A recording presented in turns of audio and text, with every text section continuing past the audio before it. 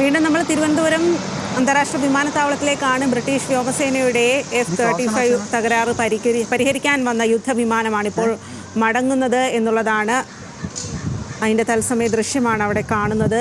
British വ്യോമസേനയുടെ ഈ കൂറ്റൻ യുദ്ധവിമാനമാണ് തിരുവനന്തപുരം അന്താരാഷ്ട്ര വിമാനത്താവളത്തിൻ്റെ ആകാശത്ത് ഇപ്പോൾ പറന്നുയർന്നിരിക്കുന്നത്.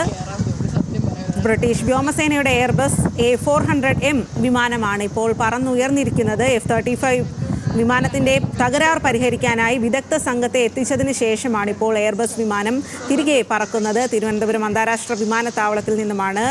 അത്യപൂർവമായിട്ടുള്ള അസാധാരണമായിട്ടുള്ള ഒരു കാഴ്ച തന്നെയാണ്. ബ്രിട്ടീഷ് വ്യോമസേനയുടെ കൂറ്റൻ യുദ്ധവിമാനമാണ് ഇപ്പോൾ തിരുവനന്തപുരം അന്താരാഷ്ട്ര വിമാനത്താവളത്തിൽ എത്തിയിരിക്കുന്നത്.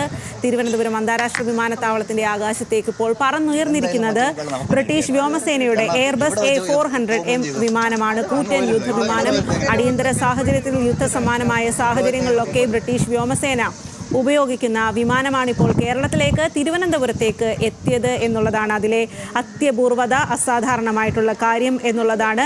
3 ആഴ്ചയോളമായി തകരാർ കാരണം തിരുവനന്തപുരം അന്താരാഷ്ട്ര വിമാനത്താവളത്തിൽ തുടരുന്ന F-35B ബ്രിട്ടീഷ് യുദ്ധവിമാനത്തിൻ്റെ തകരാർ പരിഹരിക്കാനായി വിദഗ്ധ സംഘത്തെ വഹിച്ചുകൊണ്ടാണ് ഇപ്പോൾ ബ്രിട്ടനിൽ നിന്നും UK-യിൽ നിന്നും ഈ വിമാനം കേരളത്തിലേക്ക് തിരുവനന്തപുരത്തേക്ക് എത്തിയത്.